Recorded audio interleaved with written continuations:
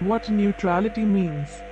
The neutrality of a state is determined by the law of neutrality, the policy of neutrality, and the history and traditions of the country. The law of neutrality sets out the rights and obligations of a state with neutral status.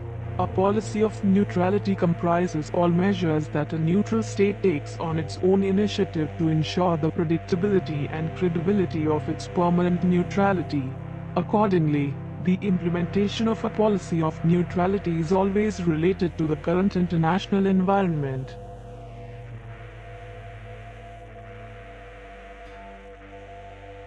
Law of neutrality. The law of neutrality is enshrined in the 1907 Hague Conventions on the Rights and Duties of Neutral Powers and Persons in the event of war on land or at sea, which Switzerland ratified in 1910. These are the only international agreements that regulate the law of neutrality. They have, however, evolved under customary law. Today the same rules apply not only to wars on land or at sea, but also aerial warfare. The 1907 Hague Conventions and customary law are directly applicable in Switzerland. The law of neutrality is part of international law. Since the law of neutrality refers exclusively to the rights and duties of neutral states during armed conflicts between other states, it is sometimes also referred to as part of the international law of war. Duties and rights of a neutral state. A. Duties. The law of neutrality sets out the following duties for a neutral state. The law of neutrality obliges a neutral state not to participate in any international armed conflicts. Likewise, a neutral state may not militarily favor warring parties, whether with troops, armaments, or by making its own territory available. Furthermore, a neutral state must ensure the inviolability of its own territory, but only within the limits of what is reasonable. It cannot and must not be prepared to resist every attack. To ensure the inviolability of its territory, the neutral state may cooperate with other states, for example in the procurement of armaments or in military training. In peacetime, according to the law of neutrality, the neutral state may not enter into any obligations that would result in a violation of its neutrality in the event of war. For example, it cannot join a military alliance such as NATO, which provides for mutual assistance in the event of war. B. Rights. The law of neutrality also provides for a neutral state's rights. The neutral state has the right to inviolability of its territory. Warring parties are prohibited from transporting troops, ammunition or food convoys across the territory of a neutral state, whether by land, sea or air. The neutral state also has the right to self-defense. It can repel an attack on its territory by force. Moreover, the law of neutrality does not restrict the neutral state in its diplomatic and economic relations, leaving it the right to trade freely, as long as this does not serve military purposes.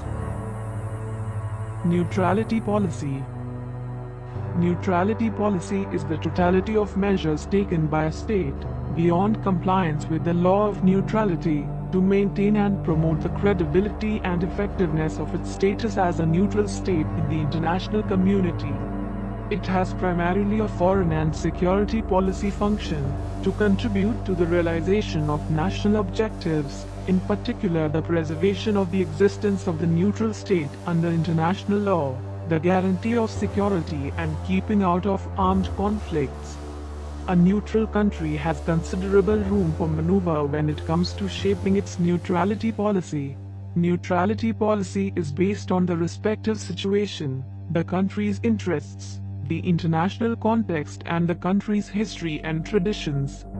As detailed in the next section, Switzerland has never taken neutrality to be a rigid statute of foreign and security policy, but uses it as a flexible instrument to safeguard the independence, security and welfare of our country. It defines its position on the basis of the specific circumstances of the individual case.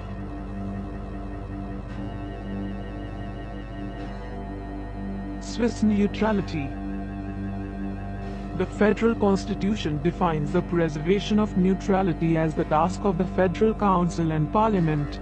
In this regard, the Federal Council has stated on several occasions that it does not consider it expedient to further anchor the core definition of neutrality in the Federal Constitution or in national laws, as this would restrict Switzerland's room for maneuver in terms of security and foreign policy.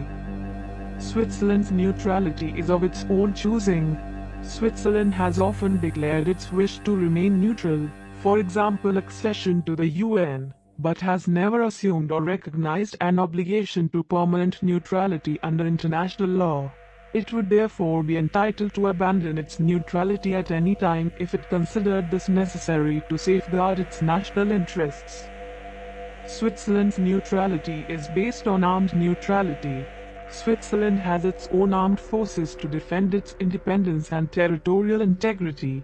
The Swiss armed forces also serve to prevent acts contrary to neutrality by belligerent states on Swiss territory. Neutral Switzerland has never left any doubt that it is prepared to use its conscript armed forces for self-defense when required.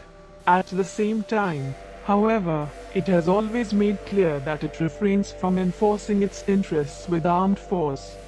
Permanent armed neutrality was internationally recognized at the Congress of Vienna in 1815 in a declaration by the great European powers Russia, England, Prussia, Austria, and France.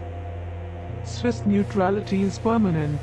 Switzerland remains neutral in any armed conflict between other states, whoever the warring parties are, whenever and wherever a war breaks out. This is in contrast to a state that declares itself temporarily neutral in relation to a specific armed conflict until its end. When does neutrality apply? Neutrality is only applicable to conflicts between states. Neutrality is only applicable to international armed conflicts. Neutrality is not applicable if the UN Security Council, based on Chapter 7 of the UN Charter, authorizes measures to maintain or restore international peace and security. Neutrality is not applicable if an armed attack by another state occurs.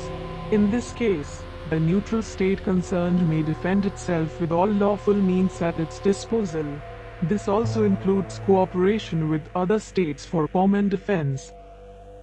Neutrality is not applicable to internal armed conflicts or to conflicts between non-state actors. It is not applicable to political disputes between two states.